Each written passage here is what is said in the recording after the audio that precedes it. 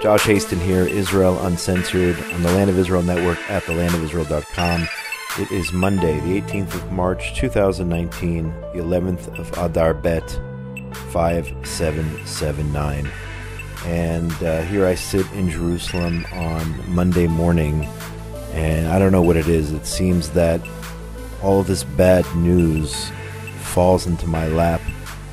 Things happening, attacks, terror attacks happening on Sundays in Israel, and it's probably not a coincidence because our enemies, the jihadists, know that Israelis on Sundays are out and about, soldiers going back to their bases, commuters going to work, just a flurry of activity on Sunday morning. It seems like that is when they decide they're going to launch these murderous attacks against Jews here in Israel, simply because they are Jews.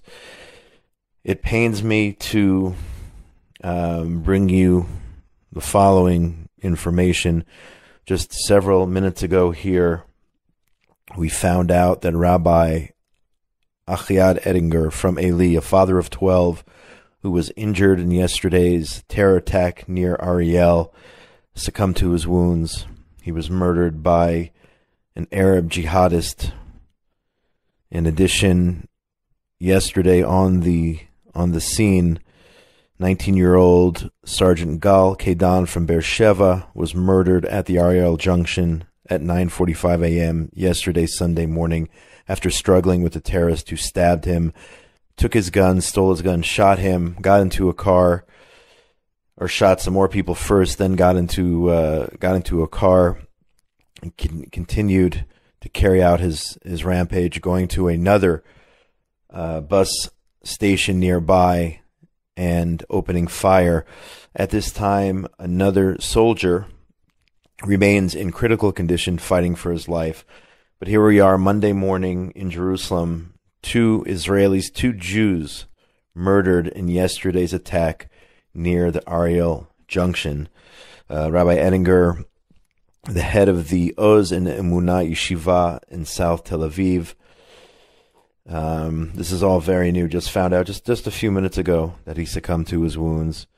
He died a hero, according to this report from Arutz Sheva, Israel National News.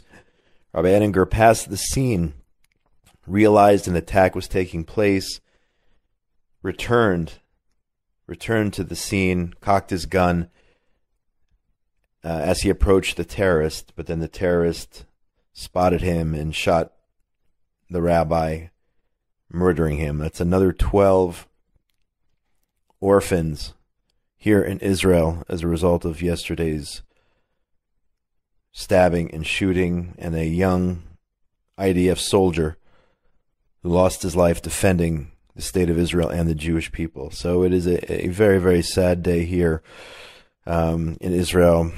And on today's show, I'm gonna talk about this and the news, and I didn't want to have anybody on at this point. No guests on today's show. I'm not going to be doing any interviews. I'd hoped to talk to somebody who was running for Knesset, perhaps in the realm of politics, and we'll get to other political stories. But I just didn't feel like it. Honestly, I didn't want to talk to anybody. Maybe this is my therapy. I don't know. But that's the story. Again, this is Josh Hasten. It is the 18th of March. You can get in touch with me during the week. Josh at thelandofisrael.com on Facebook. Check out my page, Josh Hasten Israel Advocacy and Journalism, on Twitter at Josh Hasten, and on Instagram as well. But to get back to yesterday's attack, a manhunt continues for the terrorist reported here by the J Post, who killed an IDF soldier and a prominent rabbi. And as I mentioned, another soldier in critical condition at this point. Keidan, the young soldier from Beersheba, a combat soldier in the Artillery Corps, 334th Fire Brigade, promoted to the rank of Staff Sergeant, the youngest of 3 siblings, born to parents who made Aliyah from somewhere in the former Soviet Union. He will be laid to rest this morning here. It's now 10:50. I'm recording at 11 a.m. in the Beersheba Military Cemetery. As I said, just to clarify the details, according to the IDF, the attacker stole a car from a civilian, fled the scene, escaped, drove down to the Gitai Avishar junction, carried out a drive-by shooting there, injuring the other soldier before escaping into a village, and the manhunt continues. Just a difficult day here in Israel, one that we've seen many, many times before, many times throughout Jewish history, many difficult days throughout Jewish history, and this is another one, the loss of two precious Jewish lives, again, simply because they were Jews. That's really what it is. And it's just difficult. It's difficult to get the words out here this morning. It's difficult to talk about it, but I definitely would like to bring you all the latest about other things going on. But that's certainly, unfortunately, the top story here. I mentioned politics before. The High Court in Israel has barred Dr. Michael Ben-Ari from the Otzma Yehudit party from running for Knesset. He is not allowed to run for Knesset. He was banned by the High Court. The J-Post reports here the High Court of Justice disqualified Otzma Yehudit candidate Michael Ben-Ari from running due to what they call racism. At the same time, though, they permitted all of the Arab parties from running. Initially, the Central Elections Committee disqualified the Balad United Arab List Party and another candidate from the Hadash Party, Ofer Kasif, the Arab party's only Jewish candidate. They had disqualified them, and the High Court overruled that decision and allowed the Arab parties to run, and instead banned Dr. Michael Ben-Ari from running in the upcoming April 9th Knesset election. Justice Minister Ariel Sgt said that this is the last straw for the High Court's justices. They have changed themselves into political actors. The High Court decision to disqualify Ben-Ari, and on the other hand, to approve the eligibility of Arab political parties which support terror, is a massive and mistaken intervention going to the heart of Israeli democracy. Sgt vowed that Monday morning she will announce a plan to transform the judiciary during her next term in the Knesset. So again, a party, the Balad Party, whose candidates have sided with terrorists. One of their MKs spied for Hezbollah. Another MK is going to prison for aiding terrorists, for giving terrorists in jail cell phones. That party is kosher. But Michael Ben-Ari, him running for Knesset, that is deemed not kosher. Ben-Ari's lawyer, Yitzhak Baum, in his defense, Ben-Ari was accused of being a Kahanist, of making racist comments. Baum, his attorney, said he is not a racist. Any comments he made against Arabs were directed against violent Arabs or terrorists. Yet the High Court rules that he is a racist through and through, and therefore he cannot run for the Otzma Yehudit party. At the same time, a Israel Beitenu lawyer told the court that Kasif, that is the Jew on the Arab party list who is now allowed to run, that his statements, and this is what he said in the past, he has called the state of Israel and Justice Minister Sgt and others Nazis, neo-Nazis. The Israel Beitenu lawyer says that has obviously crossed the line for someone running for the Knesset. Yet this guy Kasif is allowed to run. He has called IDF soldiers and our Justice Minister a Nazi, but he's kosher. He is allowed to run. At the same time, yesterday's terrorist murder, this guy Ofer Kasif blamed not on Hamas or Islamic Jihad or Fatah or incitement. against the state of Israel. He said that this was the fault of Prime Minister Netanyahu. That's why the attack took place yesterday. Not the terrorist, but the Prime Minister. He blamed the Prime Minister for yesterday's attack, saying the following. Here's a quote in the J Post. The Palestinians are butchered and killed by the Israeli authorities. They are killed in mass on a daily basis, and their trees are lit on fire. The guilt of today, that was yesterday's terror attack, is on the head of the Prime Minister and the government. Because if the occupation goes on, people will keep dying, especially Palestinians. So he's all over the place. Yet bottom line is he is blaming Israel. He's blaming Netanyahu. He's blaming the government, but not blaming the terrorist. And this guy, this Kasif, can run for Knesset, and Ben Ari cannot run for Knesset. Ladies and gentlemen, it is a messed up situation.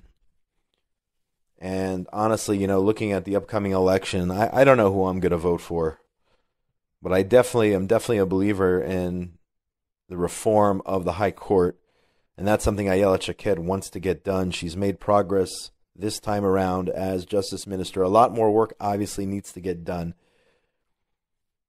But this is just unbelievable. The hypocrisy here is just unbelievable. What are they trying to do? Are they trying to win the respect of the world? Is that what this is? They're trying to be part of this new enlightened left wing, and I hate using left and right wing, the terminology, worldview, progressive, whatever that is. They're letting Arabs run who are against the Jewish state of Israel. They are allowed to represent their constituents in Knesset. And I don't even think they even truly represent many of them. But nevertheless, they are allowed to run. But Michael Ben Ari, whose sons serve in the IDF, he is not allowed to run. It's a messed up situation. But as a result, our good friend Gil Hoffman from the Land of Israel Network and the J Post reports that Prime Minister Netanyahu's Likud party, for the first time since the blue and white announced that they were running, Likud is back in the lead, 31-30, based on this recent poll. And perhaps more importantly, Netanyahu's right of center bloc now has a 63-57 majority over Gantz and the left, or left of center, any way you want to look at it, bloc. So if everything, again, there's a long way to go. There's still several weeks until the election, but things are looking more up and up for the, I don't know, call them so-called right, if you will.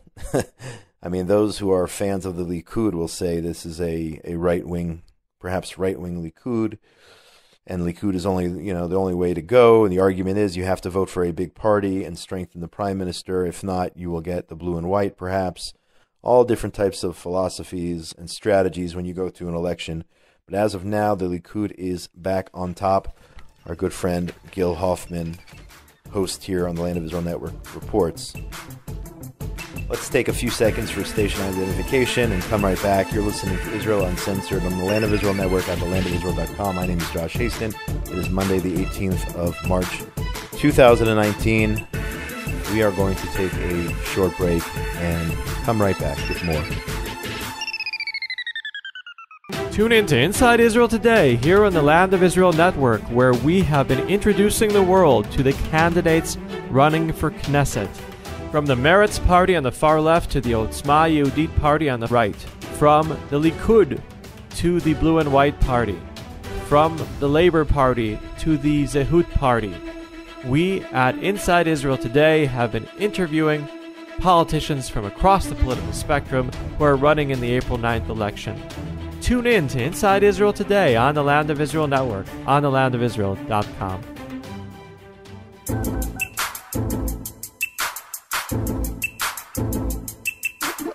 And we are back. Josh Hasten here. Israel Uncensored on the Land of Israel Network at thelandofisrael.com. It is the 18th of March, 2019, 11th of Adar, 5779, getting ready for the holiday of Purim coming up later this week. You got to be happy in the month of Adar, as hard as it is with this horrible news of two Jews, two Israelis murdered yesterday.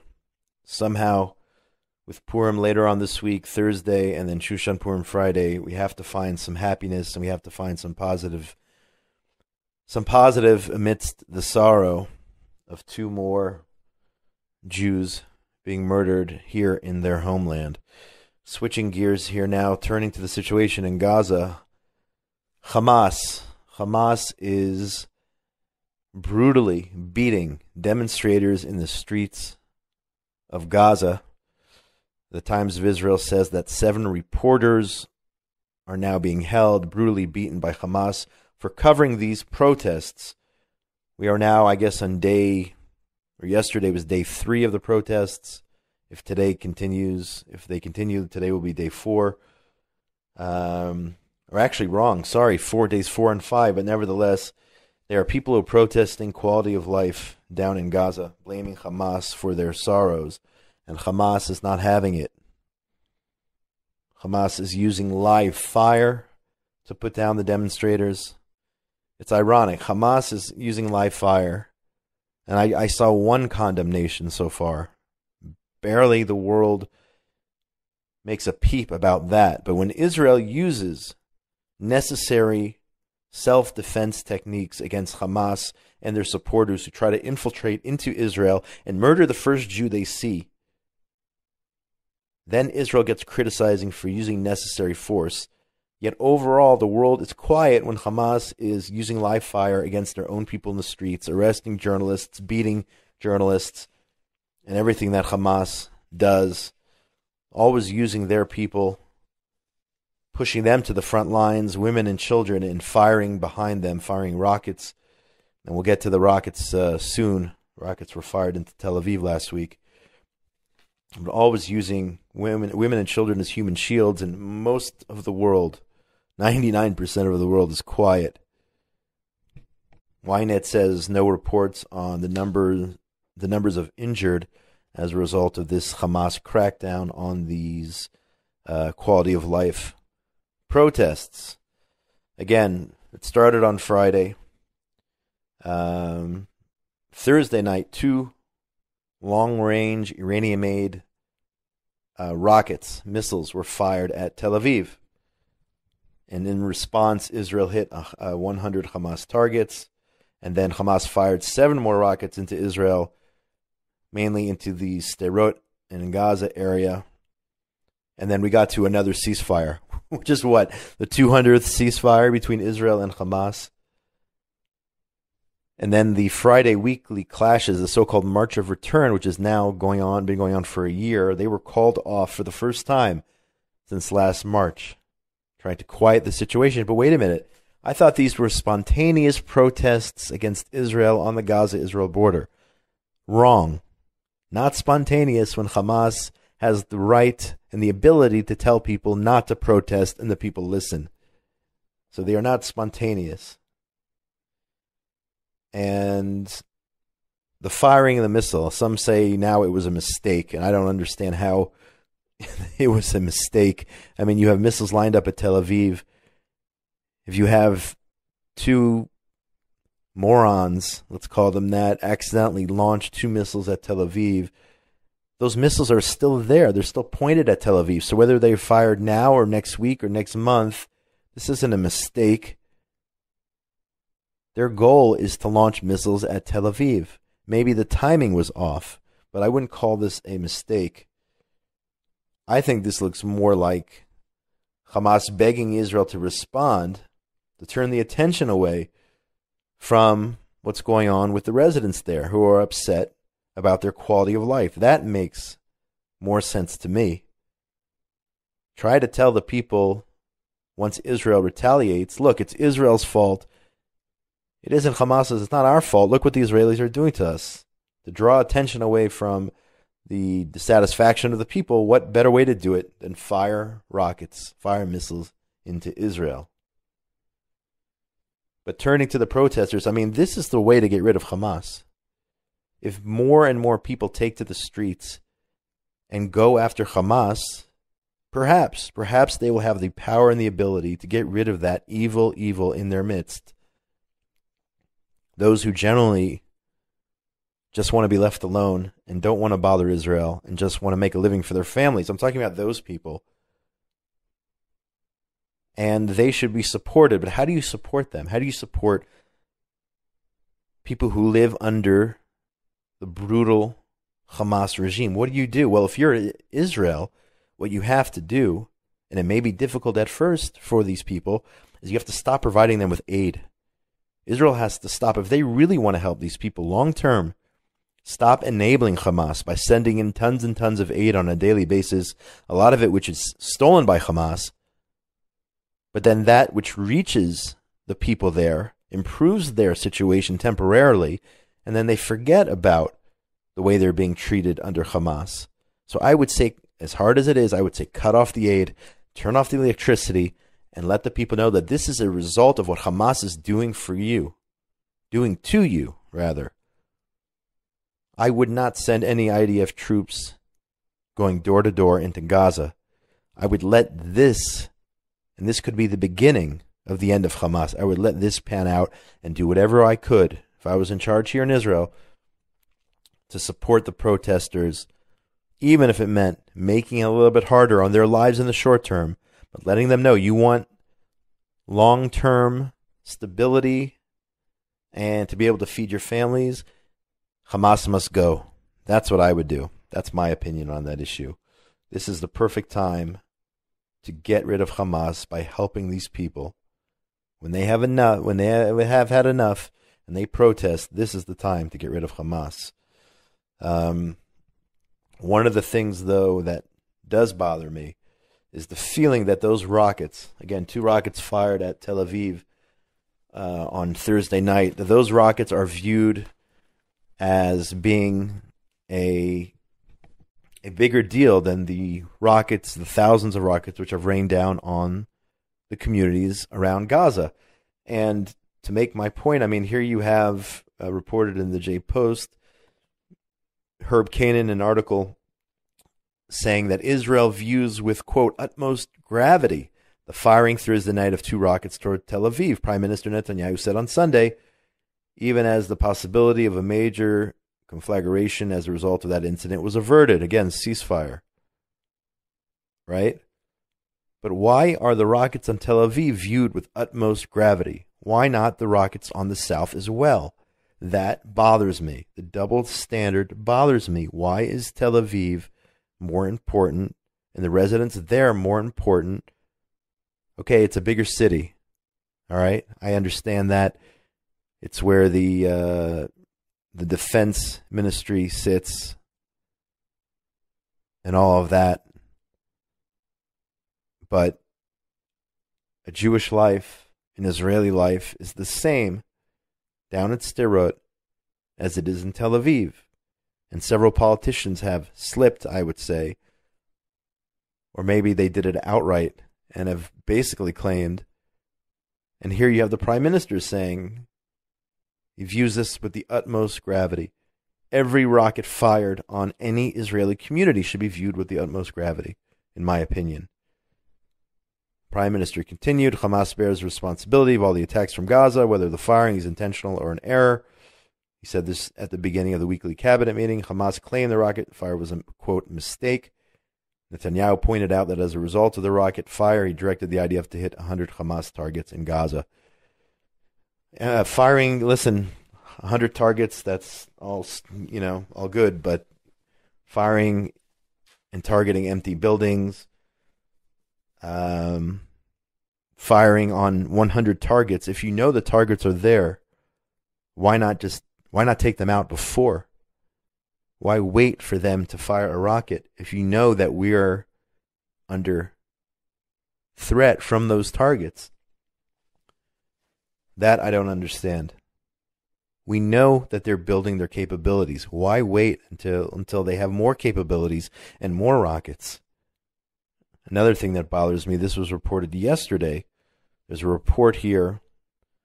A Saudi-owned news website claimed over the weekend that the Shin Bet, Israel Security Agency the head of the agency, Nadav Argaman, met secretly in Cairo last week with Hamas leaders. That legitimizes. I thought Israel does not negotiate with terrorists or sit with terrorists. Yet, I mean, I understand there are all these ceasefires. I don't accept them, but I understand that Israel works out these ceasefires via Egypt. But if this is true, we are sitting with Hamas, legitimizing Hamas, viewing them as legitimate controllers of Gaza. That is shameful. If that is the case, if that is accurate, that is absolutely shameful. I hope that that's fake news, as they say. I hope that's not true, and that Israel is not sitting down with Hamas for any reason. I mean, that was the policy for years and years. I mean, I guess things changed once Israel legitimized the PLO and sat with them and sat with Arafat. But we got to make changes around here. I mean, that's what I'm going to be voting on. Which future leader of this country is going to get us on track? Which future leader in Israel is going to create a deterrence so that the terrorists fear their own shadow? And any of these so-called lone wolves, and I don't believe in lone wolf terrorists, they're all living under the PA or Hamas and being spoon-fed this hate on a daily basis. So, in other words, their leaders are responsible as well. But which leader in Israel is going to create that deterrence so that anybody thinks over and over and over and over again before deciding to go and carry out a terror attack, knowing the ramifications and the justifiable punishment if these jihadists try to carry out an attack? That's the leader I'm looking for. Who is it? I don't know. Is he out there? Is it the Prime Minister? Is it Netanyahu? Is it Naftali Minister Bennett? Is it Moshe Feiglin? Is it Bezalel Smotrich, MK Smotrich? Who will create a real deterrence so that wannabe would-be terrorist decides that he is not going to do it because it's not worth it for him to carry out an attack, whether it's his family being deported, whatever it is. And I'm not going to, I'm not in a position to decide. I mean, the experts should know what will actually create that deterrence. That's for our leaders to figure out.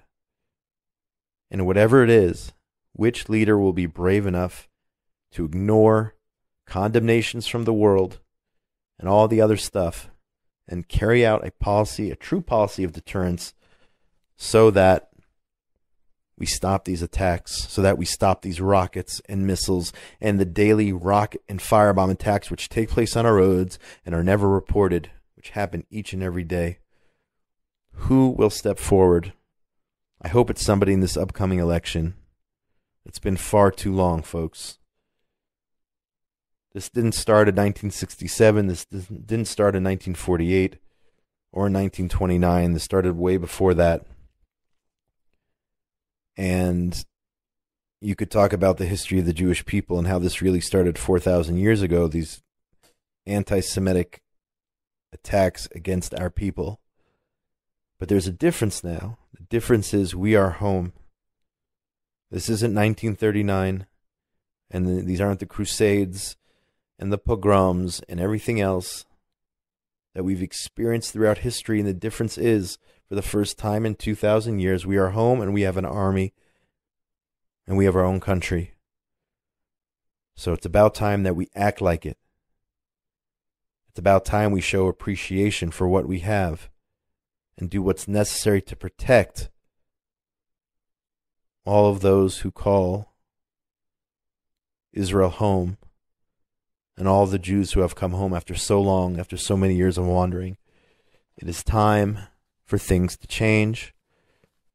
It is time to seize the day and use this opportunity as the strong power. And I have no problem saying we are the strong power. And I know there's a lot of guilt.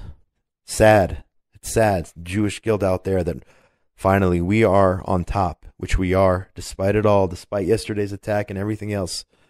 We are strong, and we need to show it. After 2,000 years, it's time to show it once and for all. maybe he's out there. Maybe he or she is out there, that leader who will get us back on course, who will steer this ship back on course. That is my hope. And with that, I'm going to say goodbye. And I apologize for not having a guest on this week, but I just had so much on my mind, so much to say. And let's say Hashem Yakam Damam for those who were murdered in yesterday's attack. And let's hope for good news, and let's have a happy and joyous Purim as best as we can, despite everything going on. So I wish all the listeners out there who celebrate the holiday of Purim have a joyous festival of Purim, where we do actually celebrate a victory over hate, a victory over our enemies who were seeking our destruction. That's what Purim is all about. The military victory over those who were seeking the destruction of the Jewish people back in ancient Persia. But if you really understand it, not much has changed here so many years later. My name's Josh Hasten. This is Israel Uncensored on the Land of Israel Network at thelandofisrael.com. Thank you so much to Ben Bresky, for getting all this audio put together, Tabitha Epstein for all the behind-the-scenes work that she does, and everyone else here at the Land of Israel Network. Purim Sameach from beautiful Jerusalem, wherever you are in this wonderful world of ours. Between now and when we talk again next week, please be safe. Shalom from Jerusalem, the eternal capital of the Jewish